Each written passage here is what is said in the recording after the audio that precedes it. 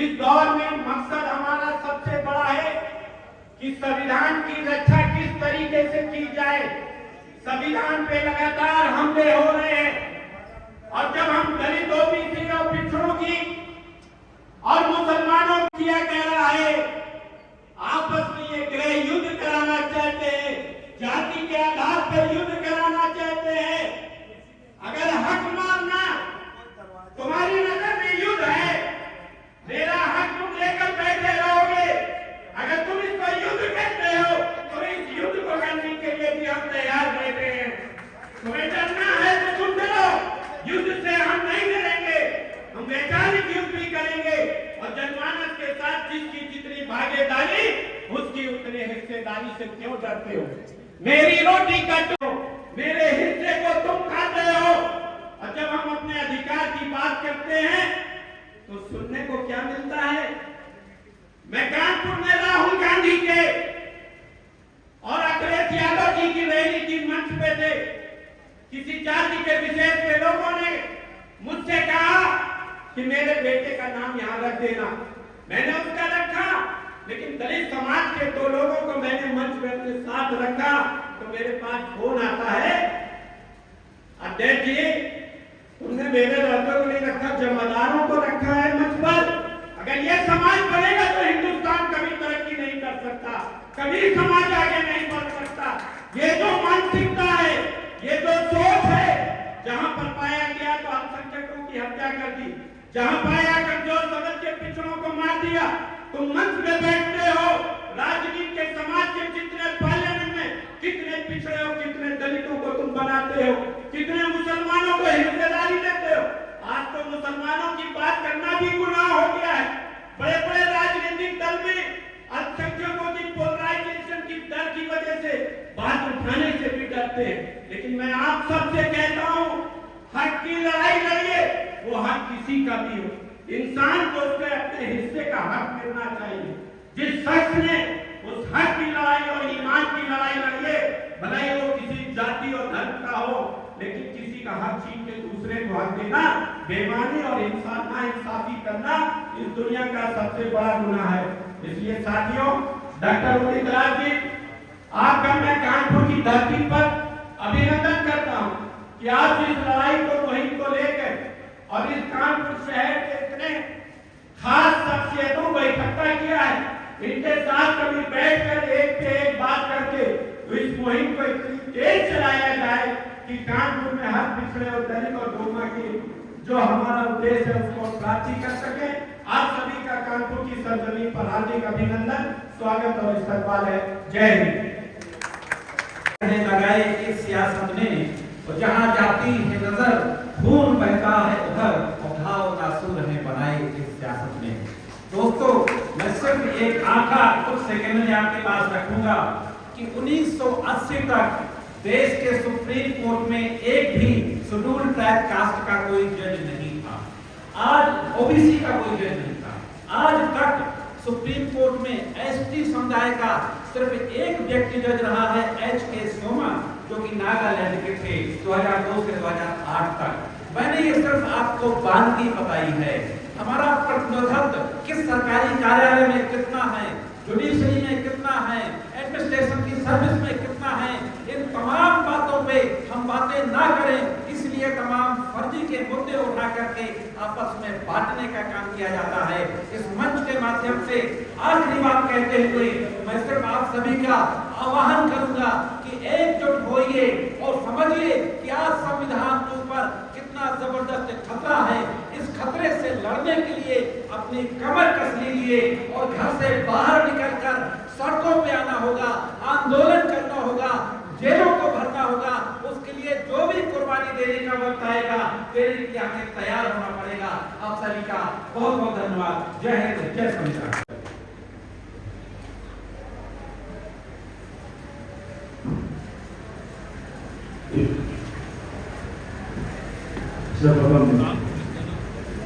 बहुजन महापुरुषों के चरणों को नमन करते हुए सम्मानित मंच को प्रणाम करते हुए, अभिनंदन करते हुए मैं अपनी बात 2 मिनट में समाप्त करूंगा। साथियों, एक सिर्फ शायरी के साथ। साथियों, एक शायरी आज के प्रोजेक्ट में बिल्कुल सही बैठती है कि कम था, क्योंकि आज राजनीति को मानव साहब कांसी राम ने जो नारा दिया था, जिसकी जितनी संख्या आई उसकी उतनी हिस्सेदारी, उसको कुछ अपने लोगों ने इस भारत देश की जो बहुजन मूल निवासी जनसंख्या है, इसको ठगने का काम किया साथियों। अपने लोगों ने ठगने का काम किया। आज क्यों किसी पर कोई भरोसा नहीं कर रहा है? लोग दुनिया में, पूरे भारत में अपना कार्यक्रम चला रहे हैं। इस भारत देश के 85% जनसंख्या को, 85% आवाम को इकट्ठा करने का काम कर रहे हैं, लेकिन एक साथ नहीं जुड़ पा रही है, क्योंकि ये ठगी हुई जनता है साथियों, ये धोखा खाई हुई जनता है भारत देश की। इसने बहुत धोखा खाया है। इसीलिए आज का जो सही आदमी चला रहा है, जो सबको सही मायने में इकट्ठा करना चाह रहा है, जो इस भारत देश की इन मूल्यों से लड़ाई लड़ना चाह रहा है, आज उनके ऊपर भी ये लोग विश्वास आसानी से नहीं कर सकते साथियों। इसलिए साथियों, हम आज हमारे जो मुख्य अतिथि डॉक्टर साहब आए हैं, हम इनसे उम्मीद भी रखेंगे कि जो आप लड़ाई, जो आप ये मुहिम चला रहे हैं, ये मुहिम जनता तक पहुंचाए। लेकिन एक चीज का ध्यान रखें, जो मानव साहब का सीरम ने, तथागत बुद्ध ने ये नीला जो हमें रंग दिया था, जिस इस रंग को जिन लोगों ने कलंकित करने का काम किया है, उनको आप जवाब देने का काम करेंगे। साथियों, उम्मीद है करता हूं। और जिस दिन इस जनता की पूरी देश की जनता महंगाई से निकला रही है, बेरोजगारी से परेशान है, इस पर कोई बात नहीं कर रहा है, लेकिन क्या है, लेकिन है क्या कि कोई इसको अभी जगह, कोई मंच नहीं मिल पा रहा है, कोई व्यवस्था नहीं मिल पा रही है। तो मैं उम्मीद करता हूं आपसे, और इस कानपुर की धरती पर आप जो अलग जगह है, मैं आपसे उम्मीद करता हूं कि आप मानव साहब का जो कार्य था, बहुजन हिताय बहुजन सुखाय, 85% की लड़ाई, और जिसकी जितने संख्या भारी उसकी उतनी हिस्सेदारी को आप लेके चलेंगे और पूरा करेंगे। और ये जो समाज है आपकी तरफ जो आशा बड़ी निकाल से देख रहा है, उसको आप पूरा करेंगे। इसी के साथ मैं अपनी बात को पूरा करता हूँ। जय भीम, जय। और 90 वर्षों से सामाजिक जंग लड़ने वाले हम लोगों के साथी पूर्व ब्लॉक प्रमुख भाई चमनी पासी जी मंच पर हैं। मैं उनसे निवेदन करता हूँ कि आए, अतिथियों का स्वागत करें, अपनी बात कहें। भाई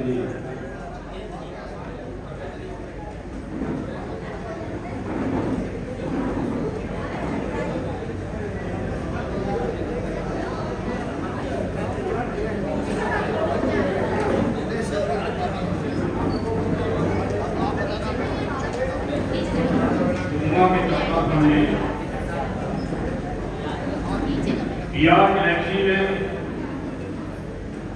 संविधान एवं आरक्षण है, क्या गणना कराने इसके साथ यादव जी जो निःशुल्क व्यवस्था कराते हैं, निःशुल्क ये किसी भी कार्यक्रम के लिए किया जाता है।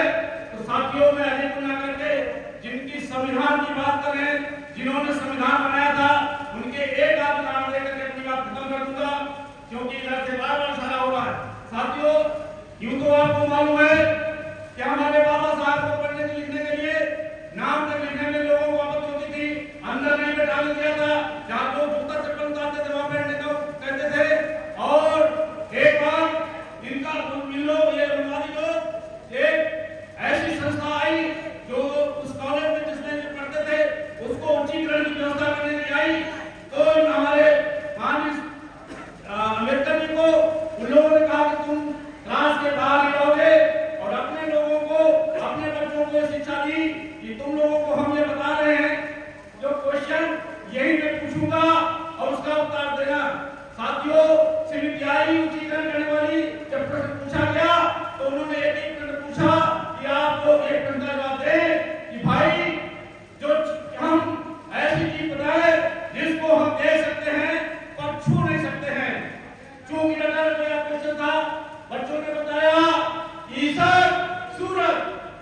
को हम देख सकते हैं पर छू नहीं सकते हैं।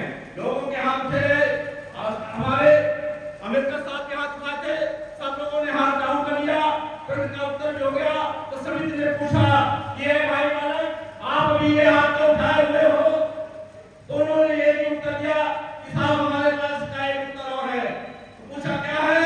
उन्होंने कहा कि साहब ये जो पानी का घड़ा रखा हुआ है इसको मैं देख सकता हूँ पर इसको मैं छू नहीं सकता हूँ।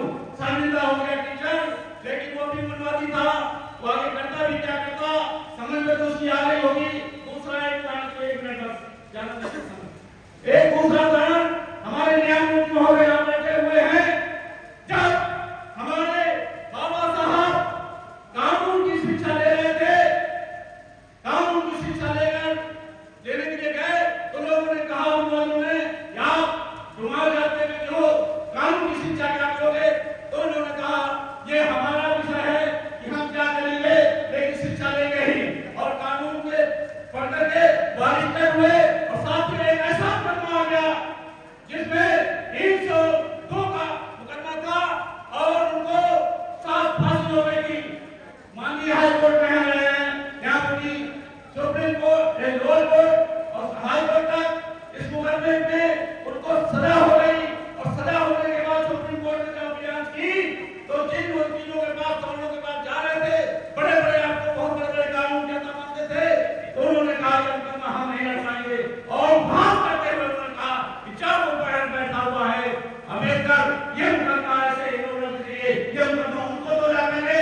वो उनके पास गया और कहने लगा हुजूर मैंने फांसी होने वाली सजा हो गई है, मैं कैसे बच सकता हूँ? तो आदरणीय माननीय पूज्य हमारे अम्बेडकर साहब ने कहा ये मेरा पेशा है, मैं इस मुकदमे को पैरवी करूंगा, बहस करूंगा और हमारा गौतम बुद्ध जी की कृपा होगी तो तुम जीतोगे। साथियों जिस दिन डेट पड़ी वो दिन बहुत से वकील, बहुत से कलेक्टर और न्यायमूर्ति अब कोई चीज आपको दहेज में मिलने वाली नहीं है। दहेज में एक चीज मिलेगी, गण से कहो हिंदू है, गण से कहो हिंदू है। और कौन सा हिंदू है यह समस्या खड़ी है। आप जमार हो, कोई हो, बासी हो, धार्मिक हो, भी हो, आई रहो, नाई हो, खुदी हो, आप कौन सा हिंदू हो? बस एक काम कर लेना, मेरी छोटी सी विनती स्वीकार कर लेना कि आप इनके धंधे को खत्म करो, जो इनका व्यापार करना है। आप इनके व्यापार की तरफ देखें ना, ये खत्म हो। धन्यवाद। जय भीम, जय भारत, जय मंच के जो देखिए मैं स्वागत नहीं कर पाएंगे, 1 मिनट में आपने दिया, दूसरा सेकंड में बात करके कोई यहाँ से उतर जाएगा। हमारा नाम तरुण पटेल है, मैं गोंडा का रहने वाला हूँ। 2014 लोकसभा में था, कांग्रेस पार्टी का छोटा मोटा कार्यकर्ता हूँ। इस सम्मानित मंच पर मौजूद सभी सम्मानित गण और सामने की तरफ बैठे हुए सभी सम्मानित जनों का मैं इस मंच की तरफ से हार्दिक स्वागत और अभिनंदन करता हूँ। एक बात आपसे कहूंगा कि हम सब क्या एक हैं? अब बताइए, सिर्फ सम्मान का ना, हम सब एक हैं मगर एक नहीं हैं। इस मंच से यादव ने बहुत अच्छी बात कही और जो व्हाट्सएप की यूनिवर्सिटी से पढ़े हुए लोगों ने विरोध किया। अगर आप बाबा साहब भीमराव अम्बेडकर की मूर्ति लगाते हैं, माला चढ़ाते हैं और एक साथ बैठ के बात नहीं कर सकते, संवाद नहीं कर सकते, सहमत नहीं हो सकते, असहमत नहीं हो सकते, तो ऐसे किसी संगठन का कोई सफलता मिलने का कोई और नहीं। मैं पिछले कई साल से इस पूरे उत्तर प्रदेश में घूम रहा हूँ। मेरा घर क्या, मेरा परिचय में किसी परिचय का मोहताज नहीं। फ्राइडे को गौर से सुनिएगा, फ्राइडे को मुसलमान इकट्ठा होता है, इतवार को क्रिश्चियन इकट्ठा होता है और डोमा परिसंघ यानी दलित ओबीसी माइनॉरिटी संघ के डोमा के परिसंघ में आप सभी लोग इकट्ठा हैं। हम हिंदू जो मानते हैं भारत में, हम लोग किस दिन इकट्ठा होते हैं? विचार करिएगा। एक लाइन, एक बात बोल करके यहाँ से जाएंगे क्योंकि 1 मिनट का लगभग पूरा हो गया है कि चमन में इख्तिलाते रंग, चमन में इख्तिलाते रंग को से बात बनती है। हम ही हम हैं तो क्या हम हैं, तुम ही तुम हो तो क्या तुम।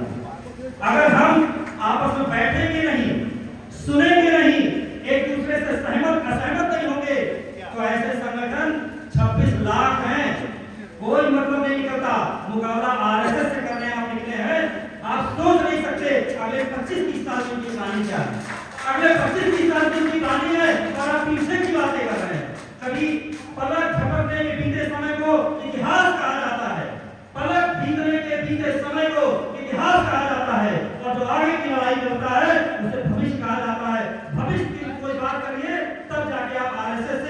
तो भारतीय जनता पार्टी से मुक्ति पा पाएंगे। अगर आप भविष्य की कोई योजना नहीं बना सकते तो सम्मान करते रहिए, स्वागत करते रहिए, बुरा मत मानिएगा। हमको उदित राज जी सांसद जी ने बुलाया था, उनके बुलाव में मैं आया था। मैं गोंडा का रहने वाला हूँ, अपनी लड़ाई हम लोग लड़ रहे हैं, मगर सहमत होइए।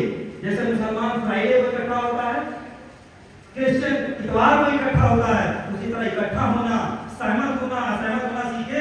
ऐसी वीडियो का कोई मतलब नहीं है। धन्यवाद, जय हिंद। आखिरी बात कहकर अपनी वाणी को विराम देंगे कि उसूलों पे जो आ जाए, उसूलों पे जो आ जाए तो टकराना जरूरी है। जो जिंदा है तो जिंदा रहना जरूरी है। लड़ाई छूट चुकी है, अब गईयों का भी बुरा मत मानिएगा। हमारे गाँव में कहावत है, महिला माताएं बुरा मत मानिएगा। जो सब में शामिल होते हैं वो दौर खत्म हो गया। अब सिर्फ आर पार की लड़ाई का दौर है। जो आर पार की लड़ाई लड़ेगा वो सफल होगा, वो जाना जाएगा। धन्यवाद, जय हिंद।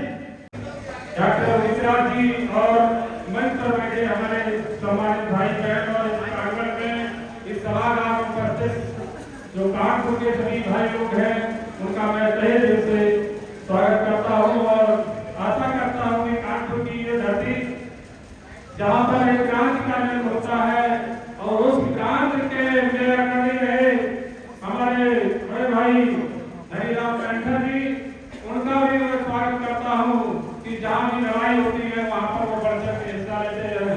साथियों, समय बहुत कम है, मैं शॉर्ट में बता देना चाहता हूँ। पूर्व वक्ताओं से अपनी बात को जोड़ते हुए बहुत से वक्ताओं ने कहा है कि भाई इस तरह हम लड़ाई नहीं कर सकते। ये बात सही है। संयम और अनुशासन और समय का हमें ध्यान रखना चाहिए। मैं उन साथियों को बता देना चाहता हूँ तो शायद डोमा परिषद के विषय में नहीं जानते हैं। 1997 से अनुसूचित जाति जनजाति के मात्र संगठनों के भारतीय परिषद के तत्वाधान से कई लड़ाइयां डॉक्टर उदित राज जी के नेतृत्व में जीती गई है। चाहे वो 3 नागरिकता कानून संवैधानिक संशोधन हो, चाहे लोकपाल में आरक्षण की व्यवस्था हो, यहाँ तक कि निजीकरण के मुद्दे को जो उठाया हुआ राष्ट्रीय मुद्दा बना हुआ है। तो जो साथी हैं आज डोमा परिषद, क्योंकि ये लड़ाई अब अकेले नहीं लड़ी जा सकती है, इसलिए 7 अप्रैल 2024 को डॉक्टर साहब ने इस दलित ओबीसी एंड माइनॉरिटी परिषद का आदिवासी परिषद का गठन किया। उस आदिवासी, क्योंकि जब तक पिछड़ों की लड़ाई दलित नहीं लड़ेगा, मुसलमान की लड़ाई पिछड़ा नहीं लड़ेगा, पिछड़ा और अनुसूचित जाति की लड़ाई पिछड़े वर्ग के भाई नहीं लड़ेंगे, तब तक हम इस लड़ाई को नहीं जीत सकते हैं। साथियों, एक काम है, डॉक्टर उदित राज जी ने जो मुद्दे उठाए अभी तक सफलता हासिल की है। इतिहास उठा के पढ़ लीजिए, हमारे संगठन का इतिहास है और जिसका इतिहास नहीं होता उसका विकास नहीं होता है।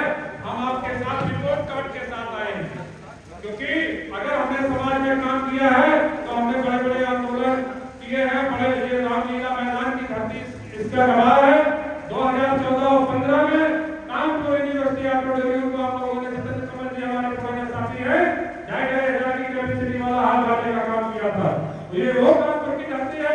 साथियों, मैं ज्यादा बात ना करते हुए मैं संगठन में आ रहा हूँ। आगे यादव जी हमारे जो कार्यक्रम के व्यवस्थापक है, मैं उनसे संगठन के विषय में मैं बात करना चाहता हूँ। एक बहुत महत्वपूर्ण अभियान चल रहा है संगठन का, जो सदस्यता अभियान। www.domaperson.com पर आप जाएं और इस संगठन के सदस्य बन सकते हैं। इसमें एनुअल मेंबर है डॉक्टर अम्बेडकर प्रज्ञान ज्योति मिशन के राष्ट्रीय अध्यक्ष होने के नाते मैं कहना चाहता हूं, अज्ञान से मुक्ति प्रज्ञान की शक्ति है। ये कार्यक्रम जो डोमा का कार्यक्रम चल रहा है, मैं 1 से 2 मिनट में एक बाबा साहब अम्बेडकर का एक कहानी, जो एक कहानी नहीं है वो सच्चाई है, उसको मैं उल्लेखित और आपके सामने आपके समक्ष रखूंगा। ये मानसिकता के खिलाफ लड़ाई और ये मानसिकता के खिलाफ बातें मैं जो कहने जा रहा हूं, इसको बहुत ही ध्यान से आप सभी को सुनना है, क्योंकि मैं विचारधारा और मानसिकता की लड़ाई से बड़ी कोई ऐसी बात नहीं होती है जो कि समाज में रखी जाती है।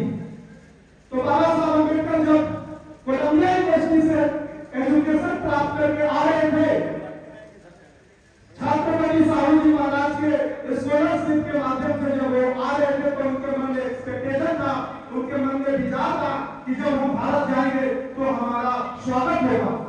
लेकिन स्वागत की तो दूर की बात है, स्वागत की तो दूर की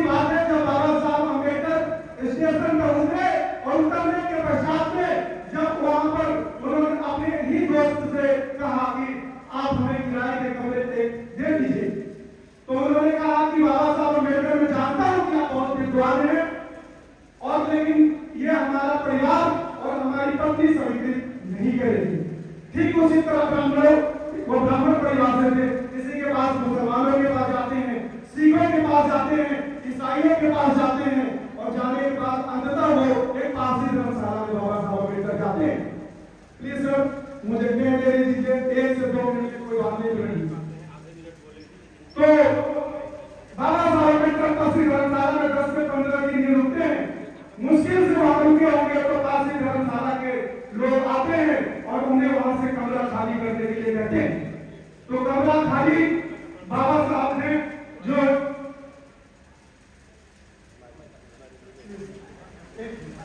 बातें तो उनको भगा दिया और वहां से हटा दिया। तो बाबा साहब ने सोचा कि अहिंसा हो जाएगा, और वहां से बाबा साहब अम्बेडकर निकलते हैं और वाल्मीकि मंचों जाते हैं कि सिर्फ हम हिंदुओं के लिए अछूत नहीं है, जितना ही अछूत हिंदुओं के लिए है उतना ही मुसलमानों के लिए, उतना ही सिखों के लिए, उतना ही ईसाइयों के लिए। और बाबा साहब अम्बेडकर लास्ट में लाखों लोगों के साथ वो धर्म को ग्रहण करते हैं, हमारे समाज को दिशा देते हैं। इस ऐसी मानसिकता के खिलाफ हम लोगों को लगता है। और अंत में ना पीछे वाले भैया यार अब सही करा पीछे आ जाओ। आप पीछे हो जाइए, पीछे आगे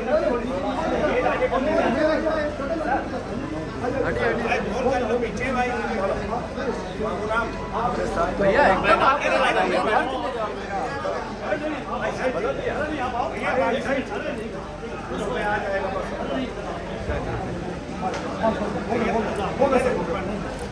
आप किनारे हो जाएगा, थोड़ा सा एक ग्रुप में आ जाने दीजिए।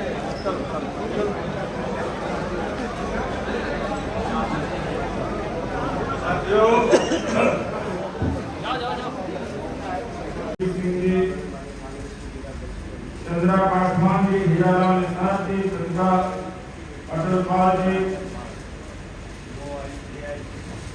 अंजलि वर्मा जी, उपेंद्र रोशन जी, रणदीप जी, अनिल सोनकर जी, मधु यादव जी, अजीत यादव जी, हमारे जिला के अध्यक्ष विष्णु कुमार सत्ता जी, डी सोनकर जी, उषा जी अपने साथियों के साथ अलीमुखों से आई हैं। नौसाद मंसूरी जी, हमारे सह संरक्षक नारायण पटेल जी। साथियों देर तो बहुत हो गई, आधे से ज्यादा लोग जा सकते, और मैं समय पर आना चाहता था, लेकिन बीच में भोजन आ गया। मैं भोजन नहीं करना है, करने के बाद में करना चाह रहा था, लेकिन फिर भी इतना नहीं देर नहीं हुआ कि लोग चले गए। यही हमारे लोग जब जागरण कथा होता है, एक पलथी पर 3 घंटे 4 घंटे बैठे रहते हैं। बैठे रहते कि नहीं बैठे रहते? क्यों जितेंद्र कुमार जी? सब जल्दी नहीं है।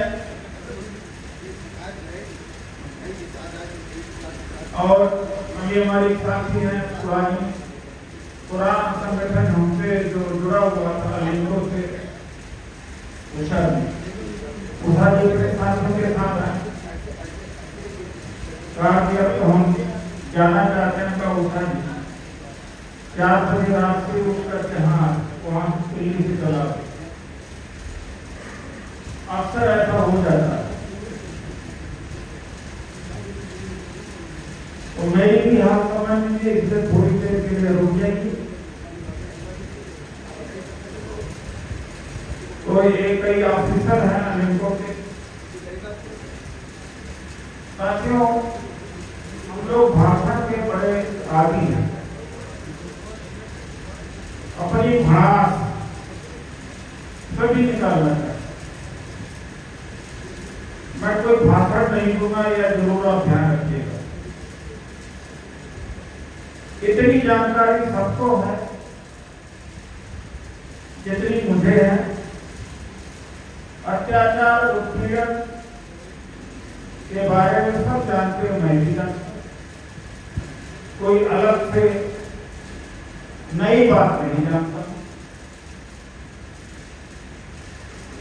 जहां तक फूले साहू पेरियार, ललई यादव, डॉक्टर अम्बेडकर, इन सब के विचारधारा की बात है, वही विचारधारा पर लोग जानते हैं। सवाल इस बात का है कि परिस्थितियां खराब क्यों होती जाती हैं। परिस्थितियां बहुत खराब हुई हैं, आगे सिंह ने अभी बताया है। एक समय था, हम लोग मुफ्त में पढ़े, गांव में पढ़े,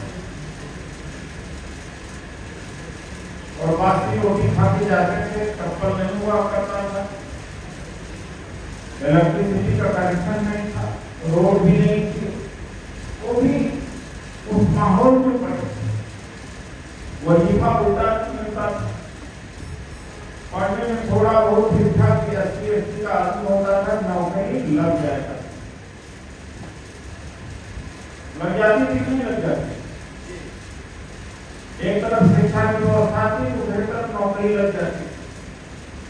क्या बात है कि वह आज दौर नहीं रहा। कहीं हमारे लोग तो कहीं उस षड्यंत्र में शामिल नहीं रहे। ये विचार करने की बात है। मैं बड़ी गंभीर बात कर रहा हूँ, भावनात्मक बात से कर रहा हूँ कि कहीं हम लोग भी तो नहीं अपने ये जो गिरावट है इसके जिम्मेदार नहीं है रहे। 30 साल 40 साल पहले एक मूवमेंट शुरू हुआ। उस मूवमेंट ने कहा हम सत्ता के लिए लड़े। एक बात तो सत्ता की लड़ाई लड़नी थी, लेकिन बाकी सारे अधिकार थे वो छोड़ते चले। निजीकरण का मुद्दा छोड़ दिया, शिक्षा का निजीकरण हुआ, छोड़ते चले। न्यायपालिका सेकंड जज का जो केस आया था 93, न्यायपालिका तभी से ताकतवर हुई। उसके पहले न्यायपालिका आरक्षण के खिलाफ फैसला नहीं देती, उसके बाद से देना शुरू किया। जब कोलोशियम सिस्टम धीरे धीरे आया, हमारे लोगों ने कुछ किया, फिर करके आए तो गर्दन काट ली गई, धड़धड़ा किया गया, नौकरी नहीं मिल रही। सबका एक जवाब, सत्ता के लिए तैयार हो जाओ, सत्ता के लिए पैसा देते रहो, सबका एक जवाब। जो भी मिला था हम छोड़ के चले गए। उस समय न मंडल प्रथम आया था, न मंडल द्वितीय आया। 2 मंडल आए। एक मंडल का मैं एक की लड़ाई होने लगा। 2006 में जब ओबीसी को उच्च शिक्षण में आरक्षण दिया गया, उसका बाद विरोध हुआ। बहुत जब विरोध बहुत हुआ तो ये SC/ST वाले खड़े हो गए। यादव महासभा हुआ करता था, एक प्रकाश यादव जी से वो जनरल सेक्रेटरी थे। हमने उनको कहा कि भाई डॉक्टर बनने का मौका आया, इंजीनियर बनने का मौका आया, आपको ये उच्च शिक्षा में आरक्षण दिया गया, एक तरफा इसका विरोध हो रहा, तो ओबीसी के लोग बोलते क्यों?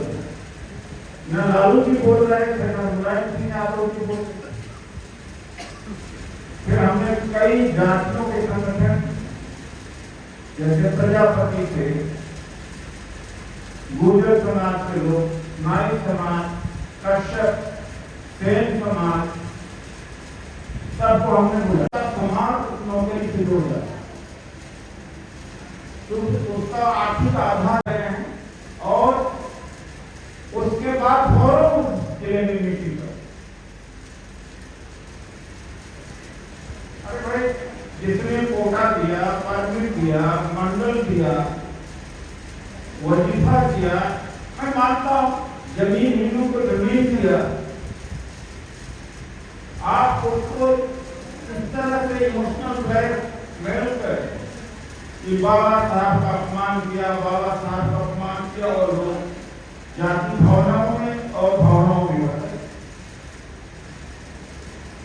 एक लड़ाई नहीं लड़ी, कभी सत्ता प्राप्त लड़ाई, कभी स्वाभिमान लड़ाई, ये इमोशनल लड़ाई। बाबा साहब का ही इमोशनल लड़ाई नहीं लड़े, भावुक लड़ाई नहीं लड़ी, नौकरियों के लिए लड़ा, मैटरनिटी लीव के लिए लड़ा। और एक बात बताओ, ये तो दुर्भाग्य है, मैंने कहीं पर भी इस पर लिखा है कि 1949 में धर्म के आधार पर अल्पसंख्यक के आरक्षण की बात बाबा साहब ने कही थी। धर्म के आधार पर, जो अभी तक कहा जाता है धर्म के आधार पर नहीं है, लेकिन वो चाहते थे। मैंने कुछ किया, वो आर्टिकल भी है, मैं आर्टिकल दे दूंगा, आर्टिकल मिला कि मुसलमानों को धर्म के आधार पर आरक्षण मिलना चाहिए, भागीदारी मिलना है। ये बहुत कम हो गया। तो जो भी मुसलमानों को कर्नाटक की कांग्रेस सरकार आरक्षण दे रही है, तो जो बीजेपी कह रही है, अरे भाई संविधान में या बाबा साहब डॉक्टर अम्बेडकर या संविधान के निर्माताओं ने धर्म के आधार पर आरक्षण की बात कही नहीं थी, बल्कि ये कही थी। लेकिन मुस्लिम समाज के लोग आगे नहीं है। बहुत बड़ी सच्चाइयां गांव में अभी तक दलितों के अंदर भ्रम। डॉक्टर अम्बेडकर को सरदार पटेल संसद में नहीं आने देना चाहते थे। अरे भाई, भारत और पाकिस्तान का बंटवारा हो गया तो बाबा साहब की सदस्यता संविधान सभा से खत्म हो गई थी। एक कांग्रेस ने बंबई में उनका मेंबर जयकर को इस्तीफा दिलवाया, बाबा साहब को चुनवा कर दिलाया, और यहाँ का दलित गाली देता जा रहा, न पढ़ा न लिखा, इमोशनल बात। यही नहीं, जब संविधान समिति के अध्यक्ष बनाया गया बाबा साहब को, तो डॉक्टर अम्बेडकर ने संसद में खड़ा होकर कहा था, मुझसे भी बड़े बड़े विद्वान हैं इस संसद में, लेकिन मुझे बताया आश्चर्य हो रहा कि मैं इसके लायक। एक होता है, एक चेष्टा होता है, डॉक्टर अम्बेडकर है, फिर उन्हें फिर कानून मंत्री बनाए, भारत रत्न नहीं दिया। अरे भारत रत्न को फिर उस वाले ले लेते हैं, भारत रत्न से कोई धुना आरक्षण मिल गए। इस तरह की बात चुनाव में हरवा दिया। चुनाव में दुनिया में कोई राजनीति नहीं लड़ता। अरे पहला चुनाव 52 में हारे बाबा साहब को, जो सावरकर और श्यामा प्रसाद मुखर्जी, इन दोनों में मिल रहा है कि डॉक्टर अम्बेडकर ने चिट्ठी लिखी है, और पूरा उत्तर भारत इसी में गुमराह हो गया। और बचा खुदा 3 बार भारतीय जनता पार्टी से समझौता कर दिया। जो दलित भारतीय जनता पार्टी के नजदीक भी नहीं आता था, वो नजदीक में आ गया। आज वही मनवाद यहाँ बैठ गया है पूरे नाम।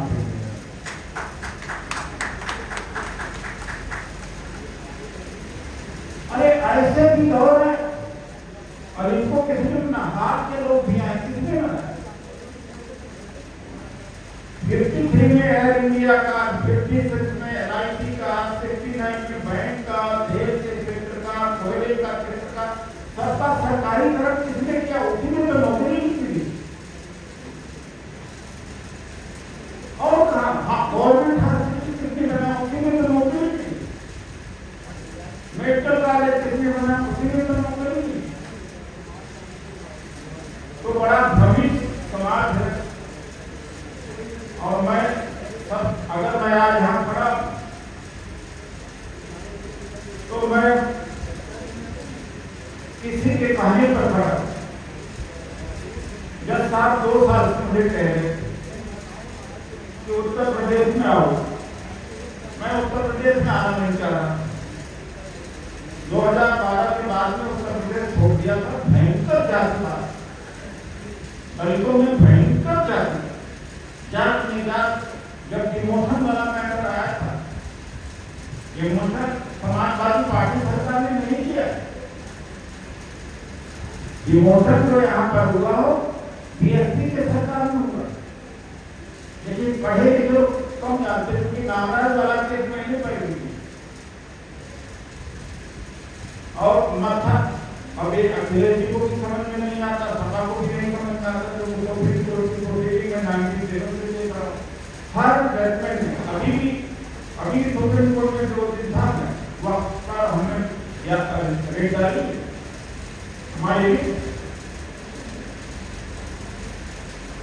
और सपा को ऊपर मार दिया गया कि सपा ने घूमने कर सच्चाई सुनने को तैयार है। तो जब सामने कहा नहीं आ पाइए, विजय बहादुर जी का साथ मिला, राधेश्याम जी का साथ मिला, और साथ मिलता ही जा रहा, मिलता ही जा रहा। इस तरह से उत्तर प्रदेश में फिर से शुरुआत हुई। इन्होंने इलाहाबाद में कराया, लखनऊ में कराया, बांदा में कार्यक्रम हुआ, आज कानपुर में है, आजमगढ़ में है, फिर अलीगढ़ में भी तय हो गया है, उसके बाद हापुड़ में है।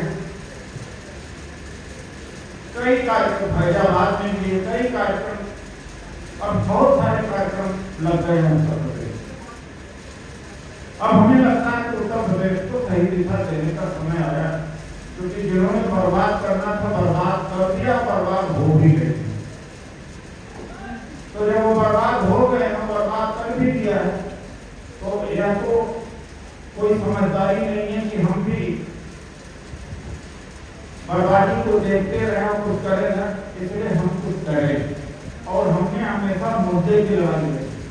एक 20 साल 25 साल 30 साल में एक बात बता दी, कभी एक बड़ी दलित रैली ओबीसी की लखनऊ में हुई हो जो आरक्षण के लिए हुई, जो अधिकार को लेकर हुई, पोलिटिकल को हुई होगी। ये हालत एक बताइए, एक नहीं हुई। हिस्सेदारी भागीदारी पर एक नहीं हुई। जागृति है। मैंने कभी कहा कि जितना मैं जानता हूं उतना आप नहीं जानते, कोई नई बात नहीं जानता। तो होगा इस समय दलित मारे जा रहे हैं। अरे एक मुख्यमंत्री का घर गंगा जल से धुलवा देना कौन है? यादव समाज को उससे भी यादव समाज में मिल जाती। एक तरह से योगी ने अच्छा ही काम किया। कुछ जो बन रहे थे ना, बन रहे थे, अपने आप को पूछा, उन्होंने अपना अर्थान दिखा दिया कि वो आप यही। एक काम और एक काम अभी आगरा में जो आगरा में हो गया, लेकिन आगरा में जो दबाव तगड़ा किया गया, तगड़ा दिया। अगर शायद बसपा का होता आदमी तो बसपा वाले को निकाल देती। मैं गारंटी कर रहा हूं निकाल देती। मैं अपने कैडर के साथ कभी खड़ा होकर नहीं देखा। मैंने देखा आपने कि तू बोला किससे? ये तो बोलेगा ही, बोला ही तो इस प्रकार से बोला ही तो भाई तो मैं 100% कर रहा हूं, कोई गलत नहीं कर, निकाल देता। काम इसका हमें इनको धन्यवाद देना चाहिए। हम गैर राजनीतिक हैं, लेकिन एक बात है वो आदमी उसका लीडर खड़ा होगा, ये अच्छी बात है। तो अभी ये दौर जो चल रहा है पूरा उत्तर प्रदेश का, और लोग भी यहाँ आए, आज और लोग भी कमी करें कार्यक्रम कराएं, पूरे उत्तर प्रदेश में इस तरह से कार्यक्रम कराकर के 1,50,000 लोगों को निजीकरण के खिलाफ लड़ाई लड़ना चाहिए, हमें मैदान उतरना चाहिए। आज एजुकेशन का क्या है, 1,000 से ज्यादा यूनिवर्सिटी इस देश में है, 48 यूनिवर्सिटी केंद्र सरकार की, ज्यादातर प्राइवेट यूनिवर्सिटी है। प्राइवेट यूनिवर्सिटी में उत्तर भारत में ओबीसी की कितना संख्या आप जानते हैं, वरना सवाल निजीकरण की लड़ाई नहीं कर सकता, क्योंकि केवल सवाल का कर्मचारी लड़ेगा, सवाल का कर्मचारी लड़ेगा, उसका घर नहीं लड़ेगा, उसकी जाति नहीं है, वही लड़ेगा। तो जो उत्तर प्रदेश में भी आंदोलन चल रहा है, मैं ये किसी कार्यकर्ता उनसे बात करें कि आप लड़ाई नहीं लड़ सकते जब तक दलित को ओबीसी को नहीं जोड़ेंगे, समाज नहीं जुड़ेगा, समाज नहीं जुड़ेगा, वोट नहीं हिलेगा, जब तक वोट नहीं हिलेगा किसी की बात नहीं सुनी जाएगी, किसी की बात नहीं सुनी जाएगी। और न विचार का कोई मतलब रह गया, न चिट्ठी पत्रिका, न मनोरंजन का, और सिरों का मामला अगर सिर आपके ज्यादा है उनसे आप बात मनवा सकते हैं, वरना अपनी बात से उनको कुछ नहीं मनवा सकते। वो बड़े कठोर भी थे, वो घृणा करने वाले लोग। तो ये बात मैं कहना चाहता हूँ, एक बात मुस्लिम समाज के वक्त के बारे में, वक्त के जो अमेंडमेंट बिल था, इसके खिलाफ सबसे पहले रैली हमने किया था 1 दिसंबर 2024 के रामलीला मैदान में। मैंने सोचा लाखों मुसलमान आएंगे, लेकिन हजारों मुस्लिम से कुछ होगा, ये मुस्लिम समाज इकट्ठा तो होता, आप मुशायरे का सबक ले दीजिए, हम कवाली करा दी, ये काम आप लोगों को करना है, लेकिन अधिकार को लेकर के नहीं आता, मैं भाग नहीं आता। अभी हमने रिट डाली है, हमारी रिट की सुनवाई तो भी हुई, रिट की सुनवाई हुई, और जो पहला कंटेंट की जस्टिस का था, क्या किसी हिंदू एंडोमेंट में, हिंदू टेंपल एक्ट में या राम मंदिर में गैर हिंदू है क्या? तो वकील जवाब नहीं दे पाए। हमारे वकील हैं साहिल के लिए, हमारे 15-20 वकील खड़े, उन पर एक बीजेपी के एमपी से बुलवाया गया कि सुप्रीम कोर्ट को प्राइवेट करा देगा, धर्मयुद्ध करा देगा। उनका एक कहना कि 4 साल से बिल अमेंडमेंट बिल वक्त के भावी कार्य, जैसे काशी विश्वनाथ टेम्पल एक्ट है 83 में बना, फिर राम जन्मभूमि ट्रस्ट है, तिरुपति बोर्ड है, जम्मू एंड कश्मीर का टेम्पल एक्ट है। इन एक्ट में लिखा हुआ, राम जन्मभूमि में लिखा हुआ कि डीएम सेक्रेटरी मेंबर होगा, अगर डीएम हिंदू नहीं होगा तो एडीएम हिंदू होगा, एडीएम होगा, अगर एडीएम भी हिंदू नहीं होगा फिर दूसरा कोई हिंदू होगा, लेकिन गैर हिंदू राम जन्मभूमि ट्रस्ट में नहीं होगा। तो वोट में किसके रहा गैर मुसलमान, 2 गैर मुसलमान इस तरह से आप कर रहे हैं। सरकार देखिए, वक्त बोर्ड सरकार बनाती, एक गलत प्रचार है, गवर्नमेंट बनाती, चाहे सेंट्रल वक्त बोर्ड हो चाहे स्टेट का हो। तो इत्तेफाक से सुप्रीम कोर्ट का नजरिया ठीक रहा और 5 मई को सुनवाई है। इस देश में, उसमें दूसरी बातें कहते हैं कि वाकिफ होता उपयोग करता, वाकिफ होता है, ये था आईपी वर्ड।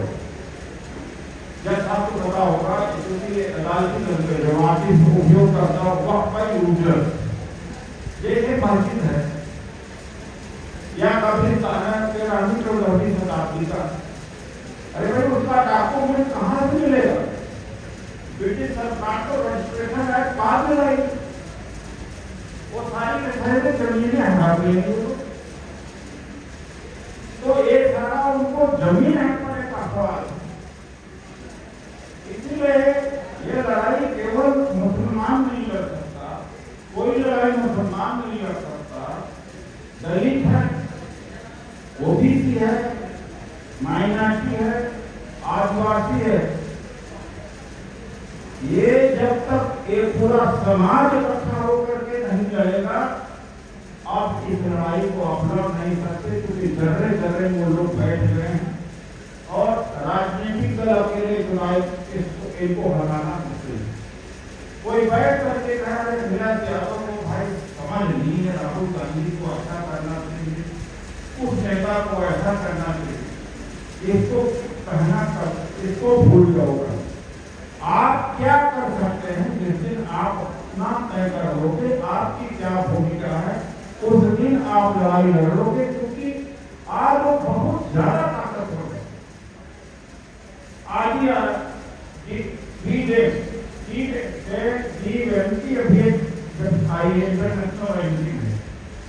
उसने आज कह दिया कि भारत में डेमोक्रेसी खत्म है। आज ही आया भारत में डेमोक्रेसी लोकतंत्र खत्म हो चुका। तो ये जन आंदोलन से उखाड़े जा सकते हैं, केवल राजनीति से नहीं उखाड़े जा सकते। इसलिए आज रोमा का यहाँ मीटिंग में बड़ी जिम्मेदारी की और यहाँ जिम्मेदारी लेने हम भी आए हैं, आप भी आओ। ये माना कि छोटे छोटे संगठनों में बढ़ गया है समाज, सब राष्ट्रीय संगठन बना रखा, प्रदेश संगठन, आदमी संगठन बना के लाखों लाख कर गए हैं। आप अपने संगठन चलाते रहो, लेकिन डोमा कोई अपना संगठन नहीं है, ये संगठनों का संगठन है। आवाहन हो 85% जो बहुजन समाज है, ये न केवल विचारधारा की लड़ाई लड़ेगा, बल्कि मुद्दे की लड़ाई लड़ेगा, अधिकार की दोनों लड़ाई लड़ेगा। न केवल सवालों को गाली देकर हम लोग अपना पेट भर लेते हैं, अपने मन में एक शांति पैदा कर देते हैं, उससे काम नहीं करेगा। हमें अधिकारों के लिए लड़ना पड़ेगा, मुद्दों को लेकर लड़ना पड़ेगा। बाबा साहब हमेशा मुद्दों को लेकर लड़ते। तो यही मैं आप लोगों से अपील करने आया हूँ कि ये जो भविष्य का ये जितने कार्यक्रम हों, इसमें से तरुण पटेल जी भी हमारे साथ में गोना में आपका करा सकते, इस तरह का आप करेंगे और भी जिले से भी आए, मानस से भी आए, सरसेन जी खड़े हो गए। हमारे जिला अध्यक्ष माना इन्होंने बहुत अच्छा कार्यक्रम इन लोगों ने कराया और कौन लोग हैं जो अपने यहाँ कार्यक्रम करा सकते हैं।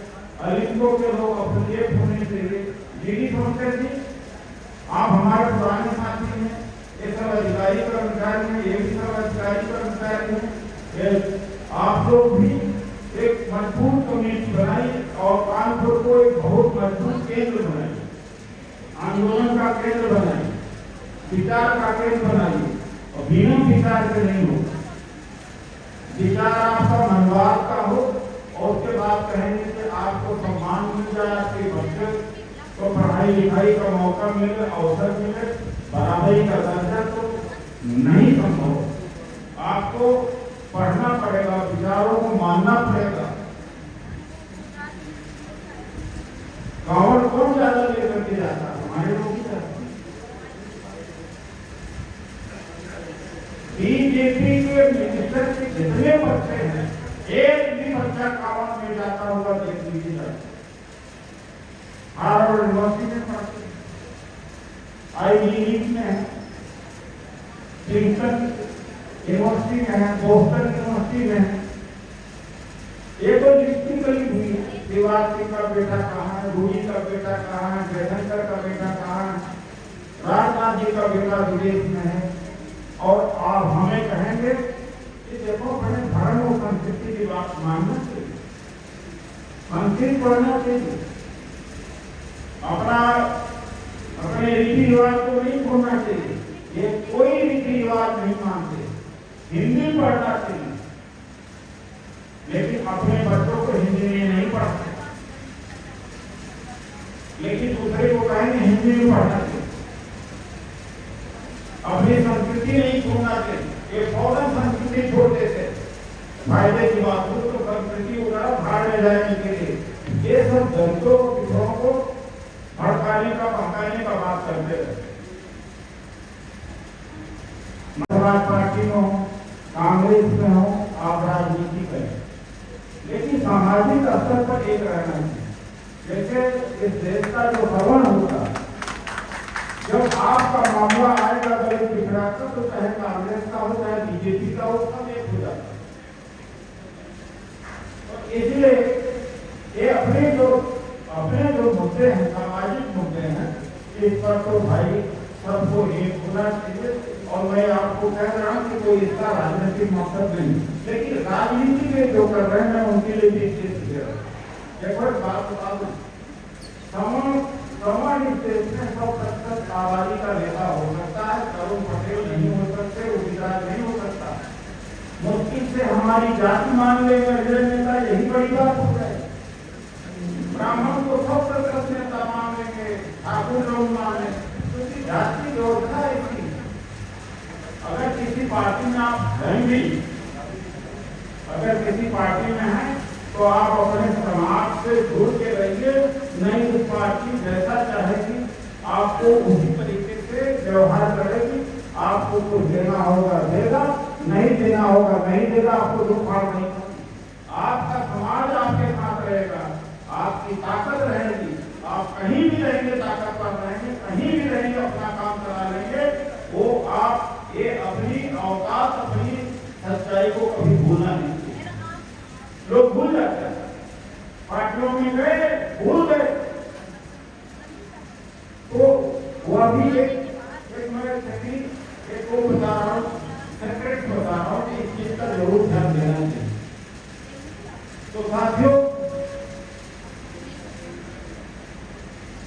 जो विचारधारा है वो विचारधारा को जरा पढ़ा करें, साहित्य पढ़ा करें। और मैं फिर से कह रहा हूँ, यहाँ कुछ नेता भी बैठे हुए, कांग्रेस के भी हैं, सपा के भी। जब तक आप विचारधारा के आधार अपने समाज को अपने स्तर पर नहीं जोड़ोगे, तो आप ये समझ लीजिए कि भाग्य के ऊपर जियोगे, भाग्य रहेगा तो मिल जाएगा, नहीं मिलेगा।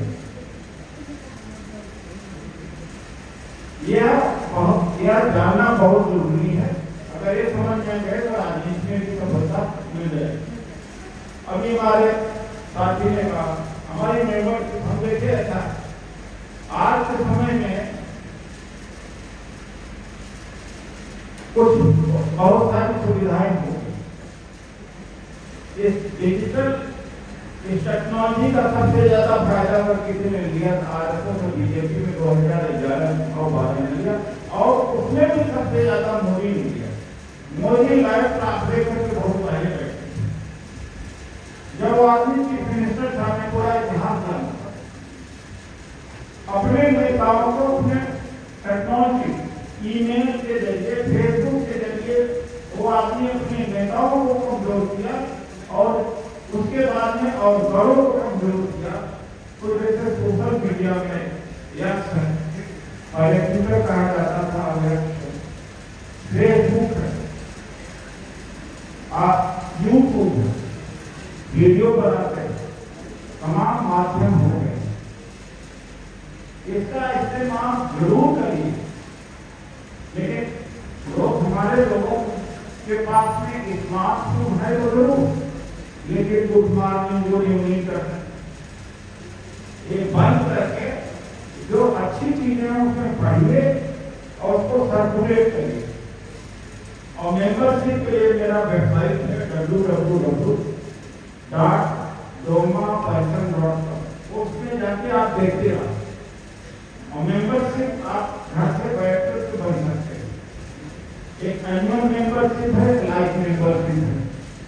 लाइफ मेंबरशिप के लिए 1000, एनुअल मेंबरशिप के लिए 100 रुपए। तो वेबसाइट पर जाकर के चेक करते रहिए। अगर कोई ऐसी बात हो, कोई अत्याचार हो, अन्याय हो, उसकी बात हमें दे सकते हैं। अलिप्तो भी एक समय वेबसाइट होने जा रहा था, कई साल पहले मुफ्त था, उसमें मैंने कि मतलब फिट किया था। साइलेंट स्टील प्लांट प्राइवेटाइज हो रहा था, उसको भी हमने रोकने की कोशिश किया था। प्राइवेटाइजेशन का मतलब कि बाइक और बाइक खत्म। तो एक सारी लड़ाइयाँ हैं, लेकिन लोग चाहे कितने हो, चाहे जितनी जागृति हो, लेकिन संगठन नहीं है तो आप लड़ाई नहीं कर। यहाँ की जिला की कमेटी होनी चाहिए, यहाँ से कुछ लोग स्टेट कमेटी में आए। अभी हमारे साथी विजय बहादुर जी अकेले पूरे प्रदेश में घूमते रहते और लोग भी निकले। कानपुर देहात है, आसपास के जिले हैं, वहां पर संगठन खड़ा किया जाए। संगठन के बगैर आप लड़ नहीं सकते, चाहे जितने आप जागृति एक लोग के टुकड़े टुकड़े में रहेंगे तो लड़ नहीं। सामाजिक संगठन है 85% जो समाज है, सामाजिक स्तर पर इकट्ठा हो, मिले जुले हिस्सेदारी की लड़ाई लड़े और अपने अगेले एमपी को जमीन पर बैठाओगे, वो लड़ने वाला होगा। जब उसका सम्मान आप ही खुद ही मार दोगे तो किससे लड़ने लायक होगा? उन्होंने उसका मनोबल खुद ही आप दिया। जब सरकार गई तो दर्द होने से बात डीएम में एसपी से बात करने का अधिकारी नहीं होगा। एक घर दिएगा डीएम एसपी से कोई हमारे पार्टी का आदमी है बता देगा, सब कांपने लगा। तो आपने मनोबल गिराने का काम किया कि लड़कियों को आप सशक्त बनाने का काम किया। जमीन पर बैठा हुआ एमपी एमएलए कुर्सी लगे एक, क्या वो समाज लागू कर पाए? क्या वो समाज सम्मान के लिए लड़ाई लड़ पाए? मिलिटेंट हो पाएगा? इसीलिए आज पिटाई हो रही है। जहां पीएससी का बहुजन आंदोलन नहीं चला, वहां दलितों की स्थिति ज्यादा बेहतर है। 30 और 40 साल में केवल यही एक भावनात्मक बात, सत्ता फिर क्या है? सत्ता है, उसका दूसरे कोई सत्ता है, नौकरी नहीं, सत्ता है। तो न किसी के लिए गरीब हो, न किसी का बंदूक का लाइसेंस, न किसी के लिए धरना प्रदर्शन, कार्यकर्ता पीट जाए तो भी धरना प्रदर्शन है, कोई विरोध नहीं, संसद में कोई बात नहीं उठे। संसद को गए तो संसद में कोई बात उठे।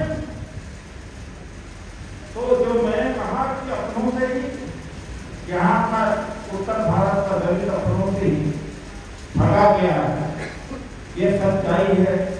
कुछ लोग कहेंगे अरे तो विरोधी है, मैं विरोधी नहीं, मैं बीजेपी को सुबह से शाम तक विरोध करता रहता हूँ। कभी कभी इस सच्चाई को बोल देता हूँ, वरना असली विरोधी को मैं भाजपा और उनका।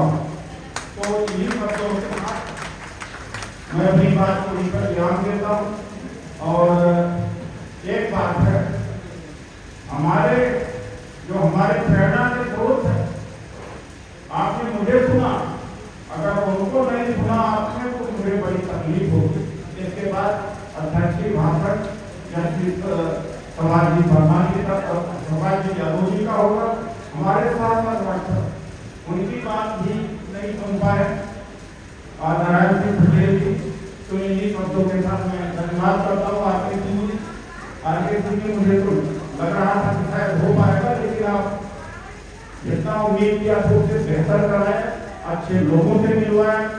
और धनीराम जी ने कहा कि जितने मजबूत लोग यहाँ इकट्ठा हुए हैं ये कुछ भी कर सकते हैं। तो इतनी उम्मीद मैं आपसे करता हूँ कि यहाँ से बहुत कुछ किया जा सकता है। धन्यवाद। तोमा दलित ओबीसी माइनॉरिटी आदिवासी अपनी तरफ से सुप्रीम कोर्ट में रिट दायर किया है। अभी 2 दिन हियरिंग चली थी, 5 मई को फिर से हियरिंग होगी। उम्मीद है कि सुप्रीम कोर्ट जो संविधान में परिवर्तन किया है उसको खारिज करेगा। यह षड्यंत्र है वक्फ की प्रॉपर्टी को हड़पने का। जिस तरह से हमारी नौकरियां SC ST OBC की नौकरियां खत्म कर दी गई, हड़प लिया उन्होंने, निजीकरण के माध्यम से कर दिया, नॉट फाउंड सुटेबल के माध्यम से किया है, शिक्षा का निजीकरण कर दिया उन्होंने। शिक्षा बहुत महंगी हो गई है, प्राइवेट में ज्यादा बेहतर शिक्षा हो रही है, ज्यादा यूनिवर्सिटी हो गई है, वहाँ गरीब दलित OBC के बच्चे नहीं पढ़ सकते। तो इस तरह से जो हिस्सेदारी भागीदारी थी हमारी खत्म होती जा रही है और संविधान को कतरा कतरा काटा जा रहा, खत्म किया जा रहा है। अभी बीजेपी के सांसद ने कहा कि सुप्रीम कोर्ट गृह युद्ध करा देगा, सुप्रीम कोर्ट राष्ट्रपति को डायरेक्शन नहीं दे सकता।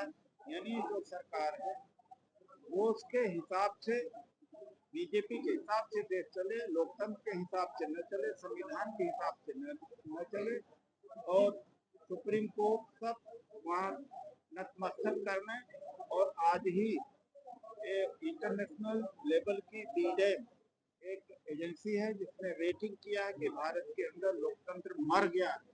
तो लोकतंत्र बचाने के लिए आज यहाँ दलित OBC माइनॉरिटी आदिवासी के जो सजग सामाजिक न्याय के बुद्धिजीवी हैं, कार्यकर्ता हैं, चाहे राजनीति में है चाहे नौकरी कर रहे हैं, सब आज वहाँ सम्मेलन हुआ। RK सिंह जी ने यहाँ पर कमान संभाली और बहुत सारे साथी हैं और हमारे साथ विजय बहादुर जी हैं जो प्रदेश अध्यक्ष है, ये भी एक प्रदेश अध्यक्ष नीरज साक्षी है और जस्टिस सभाजीत यादव जी हमारी सभा की अध्यक्षता किया। बीएसपी वाले लोग कह रहे हैं कि कांग्रेस ने आपको दलित के हितों का विभाजन के लिए या मायावती के अगेंस्ट खड़ा करने के लिए यहाँ पे आप लगातार आप सम्मेलन कर रहे हैं, इसके लिए क्या कहना है? बीएसपी ने जितना क्षति पहुंचाई है, आरक्षण खत्म करने का जिम्मेदार अगर देखा जाए तो बीएसपी है और शिक्षा भी खत्म हुई है, शिक्षा महंगी हुई है और शिक्षा हमारे पहुंच से बाहर हुई तो बीएसपी है।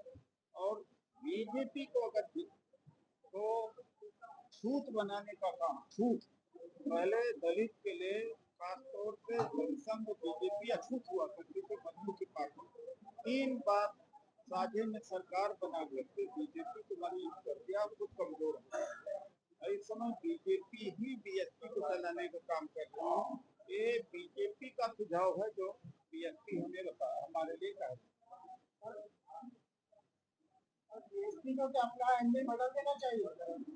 बीएसपी को क्या अपना एंडिंग बदल देना चाहिए? बीएसपी अब तो खत्म हो रही है, बदल करके करेंगे क्या? बीएसपी को बीजेपी चला रहे हैं, उनके कैंडिडेट बीजेपी तय करते हैं। कहते हैं उत्तर प्रदेश में नहीं आना चाहता और उत्तर प्रदेश पूरे देश की राजधानी को यानी कि कोऑपरेट करती है राजनीति को कि बगैर उत्तर प्रदेश के सपोर्ट के कोई भी सरकार नहीं बन सकती। देखिए एक दौर उत्तर प्रदेश को बगैर मजबूत किए कैसे राजनीति को मजबूत करें? मैं कोई राजनीति करने नहीं आया हूँ, माफ कीजिएगा, मैं सामाजिक आंदोलन आया हूँ। आपकी बात से मैं सहमत हूँ।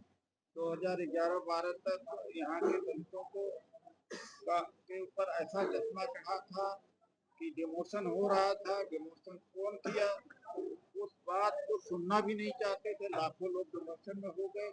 अब परिस्थितियां बदली हुई हैं, अब लोग हमें सुन रहे हैं, लोग सच्चाई को जान रहे हैं, इसलिए अब चालू किया गया है, जो गैप था उसको पूरा करें। समाज में आपको बना हुआ मजबूत इसलिए कर रही है क्योंकि उसको नेतृत्व नहीं मिल रहा।